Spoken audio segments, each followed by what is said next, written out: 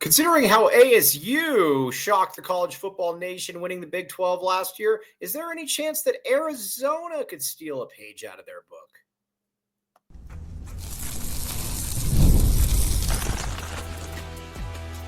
You are Locked On Wildcats, your daily podcast on the Arizona Wildcats. Part of the Locked On Podcast Network, your team every day.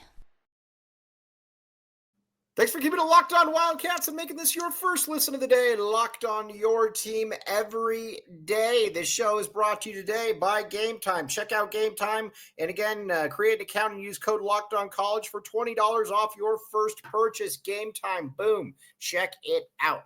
All right. Now, we've got a lot to get to this show. We are going to talk about Arizona Arizona football. We're going to talk about where it is in the Big 12. There's a lot of different things to get into, which teams that we think probably should be the favorites to win it, where Arizona falls into that, and a lot of different things. But first, let's talk about some of the teams that are being picked to finish, very poorly in the Big 12. And the consensus generally is probably that UCF is probably the worst team. I think Scott Frost is going to do a good job at UCF. I think that's more his speed. But I will say that I think that, like I said, you still got to have talent. Gus Malzahn didn't do exactly a good job there. They had some pretty good talent, and they were just not good. Now, listen, you return some decent skill guys, but this is also a situation where you just don't have much. And you can scheme, you can come up with all of that stuff all you want, but if you don't have the horses, then it doesn't really matter. And I'm just not sure that they really have the horses. So that's kind of where I am. That's kind of where I'm coming along with that. I expect them to be pretty crummy, to be honest with you. Now, we need to talk about something here. Whereas there's a lot of people here saying Arizona, they're not going to be very good. All right, well, you know what? You could be right on that, but I got some teams that are going to be worse than Arizona, and they're going to finish behind Arizona. And one of them I'm going to go with next is the Oklahoma State Cowboys. We talked about it a little bit yesterday. I like Mike Gundy. I think he's a good coach, but sometimes things just kind of reach a crescendo, and where you're like, all right, well, this this just isn't working. This isn't sustainable anymore. And I think that's kind of where it is with Mike Gundy. I think he's done a lot of really good work there, but I also think that the time has probably come. I think this will probably be his last year. I think it's a fairly interesting job that I think a lot of people will want, but either way, Mike Gundy, I think that team's going to be terrible. You generally don't get better by losing your best players off a team that was already bad to begin with. And, you got Zane Flores as your quarterback. I don't really see them being a factor. As a matter of fact, I think that they are going to stink. I would say that, like I said, I'm going to put those. I think those are the two worst teams in the conference right now. I think they are bad. Again, let's not get Arizona into this yet, though, because we don't need to. Now, one that I'm going to put down that I think is going to stink this year is Colorado. Now, I've said from day one, I believe Dion is looking to get out of Boulder. I don't think he wants to be there. I don't think he has really any interest in being there. Like I said, they paid him a lot of money. He's injured right now. And I think that with the way that roster is shaped up, with the way that his son won't be there, Travis Hunter obviously won't be there as well. You're probably looking at a significant step back because Caden Salter is not, he's not that guy. Juju Lewis, the 5'11" quarterback out of Georgia, he's not the guy either. I don't look at that team being very good. And I know that a lot of people are trying to say, oh, well, the offensive line is going to be good, blah, blah, blah. That's always what happens when you somebody loses good skill position players. They say, oh, not to worry, the line's going to be good this year. Wink, wink, nod, nod. Nah, I don't think so. So I don't think they're going to be good. Plus, they've got a bear of a schedule. I think they got a 4-game stretch where I don't think that they're going to win any of those games. And keep in mind, we're just talking about the Big 12 right here. But this is going to be something that I look at and I'm like, all right, well, so here it is. Their first 4 games in league play come against BYU, TCU, Iowa State, and Utah. They could easily lose all of those. Then they end the year with Arizona State and Kansas State. They should probably lose those ones as well. I think it's going to be a long year in Boulder. Like I said, Deion Sanders hasn't been around. And that generally doesn't speak well to a continuity if your coach is not around. And I think that will be somewhat of the excuse coming in there. We shall see. Now, after that, I am going to go with Houston. I think Houston, like I said, I get that Arizona is going to probably start sneaking in here at some point. I like Willie Fritz a lot, but I also don't think that Houston's very good. I remember watching Houston last year and thinking, and again, it's a game that, when Arizona is right there in it and you're like, man, does Arizona have better players? That's generally not a good thing. So I don't like I said, I like Willie Fritz. I don't think Houston's going to be very good. And I think that Houston will take a step back. Well, I don't know if they can take a step back, but I don't see them taking a step forward. So there's obviously that.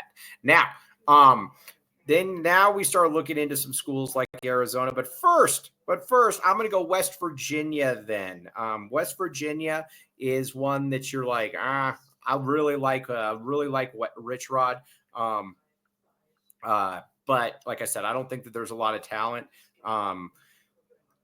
I think that that's going to be a problem for them. I think that he is going to, like I said, I think he's going to be good there, but I also don't think that he is going to be I don't think that he is going to be able to basically correct things. He is, there's not a ton there. I think he's going to do well, but I think it's going to take him a while. But I do see him as possibly being, I don't know, maybe they could surprise. But this is about where you start looking at Arizona and where Arizona is going to land, in my opinion. But I'm going to put one team behind Arizona as well, and then we will probably get to Arizona. Cincinnati is one that like I said, I look at it and I'm not scared of Cincinnati. I like Scott Satterfield. I think he's done a pretty good job. Skill position guys, not bad. But like I said, you're bringing in pretty decent running back room as well. But I think this is also a team that Arizona can beat. I really do. I look at it and I'm like, okay, I can see Arizona beating you. And that's, like I said, that's kind of what you're going for. You're looking for teams that Arizona probably has equal talent to. And again, this could end up not being very good. I get all of that, but that is what it is. With this squad, you're with Arizona, you're basically looking and you're like, all right, well, which teams can we beat? And I will say this, in the Big 12, there's some bad teams, but, kind of looking at the Big 10, and I get that the Big 10's got 3 better teams at the top or whatever you want to say. I get that. But, when you look after that, though, it's a collection of poo. And you don't have much there to run. So, when people keep talking about the Big 10 this, Big 10 that, I don't really see it to the extent that others do. But the Big 12, like I said, I think at the top, you got a couple teams that are probably going to be, I think that are going to, potentially be college football playoff teams. I think they've got that kind of potential. And I look, like I said, I look at that and I think that's going to be the case. But those are some teams that I think are probably worse than Arizona. Again, we're going to get into Arizona in a second. Colorado to me is like the great enigma in all of this. There's obviously still talent at Colorado, but the problem though is I don't think Deion wants to be there. I don't think Deion's really bought in. And not only that, like I said, you have a totally new quarterback, and I know Shadur's getting beat up a lot, but Shadur also covered up a lot of problems that Colorado would have faced this year. I think that that's not going to go. Oh, that's going to, I think, be magnified because I don't think Salter or Lewis are nearly the quarterbacks that Shadur is, nor do I think that they got the talent. Now, again, I think you got a couple pretty good wide receivers for sure, but I don't look at Colorado, and I don't think anybody's really scared by Colorado. The defense, I don't think anybody's scared by that either. So I look for that to be the one team that takes a massive step back, and I look for Arizona to actually be better than them. And I think that will be something that will be fun to watch, fun to check as the season goes on, but I think there's a very real possibility for that one. All right, now the team that everybody's talking about, let's get to them. But first, game time, my friends, game time. All right, here's the deal. Have you ever decided in the last minute to head to a ball game with friends or family, but maybe it's a game day and you realize you want to be in the stands? That's exactly where Game Time comes in. It's the easiest way to grab last-minute tickets without the stress. With the money you save on tickets, you can splurge on food, drinks, merch, or whatever you heck, or maybe invite somebody else as well. Game Time is the official ticketing app of Locked On MLB, making it easier to browse the app for exciting upcoming MLB game. Say a specific game, Game Time. Last minute tickets, lowest prices guaranteed. Take the guesswork out of buying tickets with Game Time. Download the Game Time app, create an account, and use code LOCKEDONCollege for $20 off your first purchase. Terms do apply. Again, create an account and redeem code LOCKEDONCollege for $20 off. Check it out at Game Time.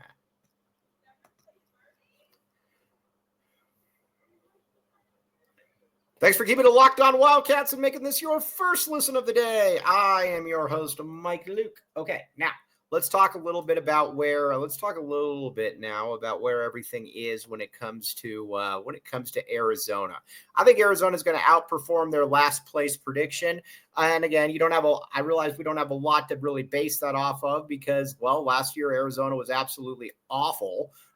But, other than that, I guess there's something. But I look at this Arizona squad, though, and I think that there is some talent on the offensive side of the ball, and I don't think that we should really look past that one. I think I think the first thing that you need to look at is, the quarterback we talked about. I think Noah's going to take a step forward this year. I like what Noah's done. And I like the skill position guys that they have around him as well. I think that Arizona's offense can be pretty darn good, to be honest with you. A big part of it, obviously, is going to be the offensive line. How good will the offensive line be? I think that's another issue that basically is an entirely separate issue, but it's going to be one. I'm going to bank on Arizona's O-line as being passable. If Arizona's O-line is passable, then I think Arizona can have a more than passable offense because I like all the other positions, but that's the key. Can Arizona's offensive line be passable? If that's the case, then I think Arizona will be in decent shape. Now, on the defensive side, though, defense, obviously, that's going to be a question mark, and I don't see that really changing from being a question mark. That's going to be a little bit of it's going to be an issue. There's not a lot of talent there. I get all of that. But when it comes to it, I think the one position, though, on the squad that, the defensive backs, I think, are solid. Now, obviously, I think you rather would have the defensive line be the unit that really sticks out. But be that as it may, beggars can't be choosers. You'll take what you can get. And I think with Arizona, that's exactly what you're doing. You're going to take what you can get. All right. So that's kind of how this comes down. Now, Arizona, if you can get to 6 wins, and kind of that's what Vegas is kind of sneaking up on now. If you can get to 6 wins and you make a bowl, it is a awesome season for the University of Arizona because then I think you're hoping, okay, can we get into that third year then where it's, where you're like, okay, cool. We can go for 8 or 9 wins this season. I think that's it. Everything is to kind of buoy yourself to get ready for that next hurdle. And if Arizona can do that, then like I said, Arizona I think you will take that every single day of the week. All right, now let's start talking about some other teams. A couple of these are kind of in Arizona's category. Kansas. I like Lance Leopold a great deal. I think Lance Leopold is awesome. The problem, though, with with Kansas, though, is that it's still Kansas. When Jalen Daniels is healthy, Jalen Daniels is very, very good. The problem with Jalen Daniels, though, is that he's not healthy very much. But I give Kansas a little bit of the benefit of it because I think we know for a fact that Lance Leopold is probably a better coach than Brent Brennan. And watching Leopold and how they kind of pulled things together last year at the end, he's a survivor. He's a guy that I think you want in your corner as a coach. I think he goes about things the right way. Not only does he go about things the right way, he also shows, I think, how do I put this? I think he also shows a level of connection with his players that's pretty cool to see. I like Lance Leopold. I think he does a really, really good job. And, like I said, he's good. Now, you're starting to get into the ones now that are going to be interesting, where they're going to be at the top, where they're going to be ranked. And then that one is BYU. Obviously, with BYU, this is going to be an interesting one because BYU is you've got a pretty good roster. But now you lost your quarterback, and and Red Claw, he's a good quarterback. I think Tulane just picked him up, but he could wing the ball a little bit. He could also make plays. You don't just replace a guy like that. Now, I think BYU is obviously very solid on both sides. So I think they're going to win some games, but I think, without him, I think your hopes of winning the conference pretty much go out the window, mainly because, well, like I said, he's just not that good. And I think that's going to be something that will play into that. So now the next thing, though, that we need to talk about is where exactly are some of these other teams? And I think the big question that I think so many people have is, what's the deal with ASU then? ASU is very, very interesting in all of this. They, like I said, I love Kenny Dillingham. Kenny Dillingham is a great coach. He is a guy that, you watch him and you can just see kind of how everything is going. And, when you watch him, you just kind of see that he's a coach that, like I said, players want to play for. A guy like a Jordan Tyson or a guy like a Sam Levitt, they could have probably gone off to the NFL. There were probably some other guys as well, but they decided that they wanted to come back and that they wanted to play for Kenny Dillingham. And again, he's talked about it, roster retention, how important that is. It's more important than recruiting. Well, that's not really true. He's just saying that, but it does, it does really matter though. And, guys want to play for him. When I, like I said, when you watch him, he's a player's coach, and he's a guy that, guys want to run through a wall for. I think that they're going to be very good, but I do think that there is a little bit of an issue. I do think they're going to take a little bit of a step back, though. I don't think that you just lose somebody like Cam Skattebo and get better or maintain. Skattebo was, like I said, Skattebo last year was an absolute monster. He caught the balls out. He caught balls out of the backfield. He ran through. He did a lot of different things. And he was able to pick up the blitz. He was able to do a lot of different stuff. ASU doesn't really have that this year. Not only do they not really have that, again, maybe Kyson Brown is good, but, like I said, Cam Skattebo was probably the best running back in all of college football last year. I just don't think at ASU replaced that. But again, they're returning almost their entire team outside of Skattebo. So they should definitely be in that discussion as being, one of the best teams, if not the best team in the Big 12. I don't think that they're the best team because I think there's some other teams that I think, you have some concerns about as well, as it does everybody basically. But ASU obviously is good. Now, the next one that's interesting in all this is Texas Tech. And this is going to be something that I think we're going to see in basketball as well. At what stage with Texas Tech are you just kind of, are you just throwing money at it? And is it going to be good? Now, Texas Tech has the top portal class in the entire country coming in. They're good. They are really, really good.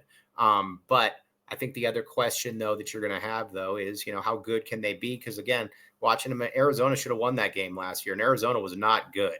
So, you kind of look at that, and it kind of makes you wonder where things are exactly.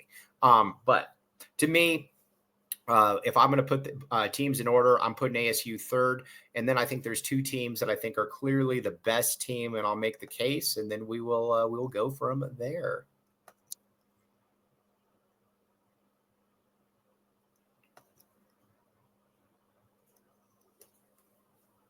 Thanks for giving me the Locked On Wildcats and making this your first listen of the day. I am your host, Mike Luke. All right, now let's talk a little bit about where it is. I think Iowa State's the second best team. I like Matt Campbell a lot. I think Matt Campbell is a really, really good coach. Quite frankly, I'm still surprised that Matt Campbell is at Iowa State. But you kind of get it. Some guys, they just like being in their own little elements. And Matt Campbell is definitely that guy. Matt Campbell clearly likes being at Iowa State. He's got a really good quarterback in Rocco Beck that they were able to hold on to. And it's kind of a similar situation to a Kenny Dillingham spot in that these guys clearly like being around him. And when you like being around a coach, that's something that, you can't really take for granted. It's a really, really solid team. How good they're going to be, I don't really know, but it's a very, very solid team. And I think it's a team as well that, like I said, when you watch them, when you look at them, when you look at everything that kind of comes across the it just feels like a good, wholesome situation. And I think that's what you got to like about it. If you're an Iowa State fan, I'm also very, very intrigued though, to see what exactly is going to go on in the see where we're at. So now the next one is, and I think I think Kansas State's the best team in the conference. I'm not as big a fan of Avery Johnson as other people are, but I like Avery Johnson. He's good. He's not a great thrower, but he's a good enough thrower, and he can really run the football. And then you got talk about Chris Kleiman. Chris Kleiman like I said, he's a really, really good coach. He does things by the book. And, when you watch him too, they're generally not a team that ever beats themselves. There's a lot of times that I think you look at teams, you look at players, and you're kind of like, all right, well, they're going to beat themselves. We just got to keep it close. That is not the case at all with Chris Kleiman. It's quite the opposite. If that game's close, they're probably going to figure out a way to win. He's done a really, really good job. And like I said, it's on both sides of the line, they're solid. And, he showed it. He's tried and true. That's, like I said, that's kind of where it's at. So I would pick Kansas State to win it. I do think that the worst team in the conference probably will be UCF. But I think what's also fascinating about this is yes, while it's not like the SEC, there's not a team out there that doesn't have some kind of intrigue to it to a certain degree. Now, there's some teams that probably just aren't very good, but there's really no teams that you're just like, all right, well, there's nothing there. I mean, UCF, they're going to stink, but the Scott Frost factor in there that's interesting. You've got, Houston's got one of the handful of best players in the country coming in next year. They're going to be interesting. I mean, Arizona, you got the turnover. Colorado's got Dion. So there's a lot of interesting storylines that do play into this. So, like I said, we shall see. But I think Brett Yormark is also in a good spot, though. I think that he knows that, he values this conference. And I think that he knows as well that, how do I put this? He knows as well that, there's value in being the best basketball conference and a decent football conference. And I don't see any reason why, and I'm going to keep saying this, I don't see any reason why the Big 12 can't get 2 teams in. I think they will get 2 teams in because I think they got two of the top 15 teams in the country when the season's going to be said and done. And I think with Brett Yormark, he knows that as well. So, and that's also something too, where it's also much, much better to be in the Big 12 than it is the Pac-12, because guys like Larry Scott were not going to be pushing the line or anything like that for any team. Because that's just not how they work. That's just not how any of that operated. Larry Scott, not good at what he did. Brett Yormark gets it. I think Brett Yormark gets it from that. And I think, another thing that we saw as well is that, today or the other day, Memphis tried getting into the Big 12 and basically offering $200 million. And all of the schools said, no, unless that's hard cash. No thanks, because it was going to be an endorsement deal and those things could fall through. You get in there and you got nowhere to go. So like I said, you're looking to advance the conference, but you're also not looking to advance the conference just to make it bigger. That's not what you're really looking for. And that's why I think that this conference is in such good hands moving forward, and why we should all be pretty excited about Brett Yormark and his stewardship over the conference. And like I said, it's with Arizona. I don't expect Arizona to be great, but this also isn't a place or a team or a conference where you're like, okay, we have no chance of winning 9 games this year or 9 games against opponents. Kansas State, probably going to lose that game. You're probably going to lose at Iowa State, probably going to lose ASU, but that doesn't mean you can't win, because it's not like you're going to be an 800-point underdog either way. So it's like I said, it's an interesting one, but Kansas State is my pick. I think they're the best team in the conference. Tech is interesting to me, but then you got Baylor. We didn't even bring up Baylor. And Baylor, like I said, when you got Dave Aranda, he's done a good job. I still can't get that Colorado game out of my mind, but with Sawyer Robertson, he's also a really, really good quarterback. I kind of put them in that 4th tier, that 5th tier. I got to be able to see it. I got to be able to see it a little bit more from him. And if he is, like I said, but I could be wrong on that, and they could emerge. I do think that they're the best combination of basketball and football in the conference, though. So we'll see. But either way, it's going to be a very, very entertaining football season. But as always, very, very much appreciate you all making Locked On Wildcats your first listen of the day. Our Big 12 preseason rankings are here. Have a great rest of your day. Locked On, your team every day. We will talk with you tomorrow. TTFN, be safe out there.